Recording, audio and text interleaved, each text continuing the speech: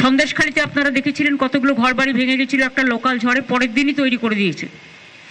এবং সেখানে পুলিশকে আমি থ্যাঙ্কস দিচ্ছি যে ওরা কাজটা ইনিশিয়েটিভ নিয়ে করেছে অ্যাডমিনিস্ট্রেশনের সাথে। আমি এই পরিবারগুলোর জন্য যারা মারা গিয়েছেন 23 জন, 18 জন দার্জিলিং, মিরিক, কালিম্পং, মিরিকে সবচেয়ে বেশি ক্ষতি হয়েছে এবং নাগরাকাটায় 5 জন মারা গেছেন। এই 23 জনের রিপোর্ট আমাদের কাছে এখনো পর্যন্ত আছে। তাদের প্রত্যেক পরিবারকে আমরা 5 লাখ টাকা করে, যদিও আমি জানি জীবনের বিকল্প কখনো টাকা হয় না, কিন্তু যে চলে যায় তার পরিবার তো রয়ে যায়। পরিবারগুলোর পাশে দাঁড়ানোর জন্য এটা আমাদের সামান্য কন্ট্রিবিউশনও বলবো না, সামাজিক কর্তব্য। 5 লক্ষ টাকা করে কম্পেনসেশন দেওয়া হবে এবং প্রতি পরিবারের একজনকে স্পেশাল হোমগার্ডের চাকরিও দেওয়া হবে, যাতে পরিবারগুলো নিজের পায়ে দাঁড়াতে পারে, কারো মুখোপেক্ষী হয়ে থাকতে না হয়। এই পর্যন্তই আমার বলার ছিল, এইটুকু আপনাদের আমি বললাম। বাদবাকি আমি এখন হাসিমারা যাব, হাসিমারা থেকে নাগরাকাটা যাব, কালকে মিরিক যাব। আপনাদের প্রোগ্রামগুলো জানিয়ে দিয়ে গেলাম। সবাই ভালো থাকবেন, আর এদিকটাও একটু অ্যালার্ট করবেন। 7-8 তারিখে হাই টাইড আছে।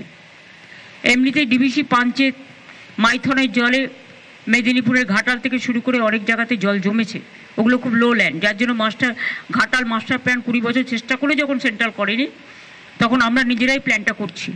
কিন্তু ঘাটাল মাস্টার প্ল্যান করলেও ডিবিসি যতক্ষণ পর্যন্ত এইভাবে জল ছাড়বে ততক্ষণ পর্যন্ত আমাদের অন্য ওয়ে আউটের ব্যবস্থা করতে হবে।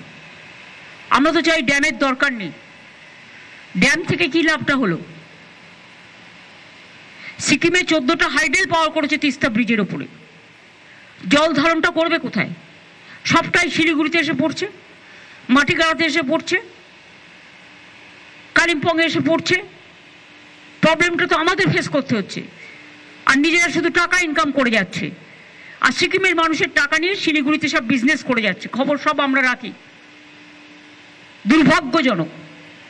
ওরা তো 90% সাবসিডি পায়।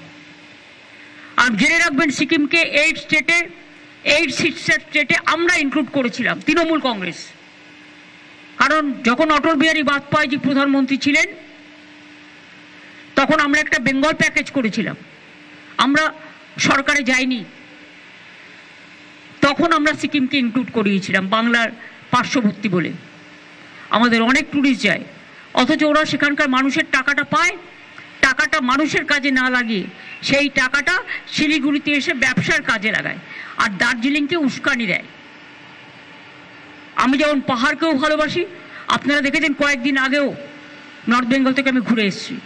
আবার আমাকে লক্ষ্মী পুজোর দিনই চলে যেতে হচ্ছে, কারণ কোনো উপায় নেই বলে।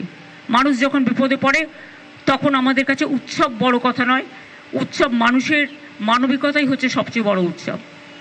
তাই এইটুকু বললাম। আমি এবার যাই, যত দেরি হবে তত আমাদের প্লেন লেট হবে।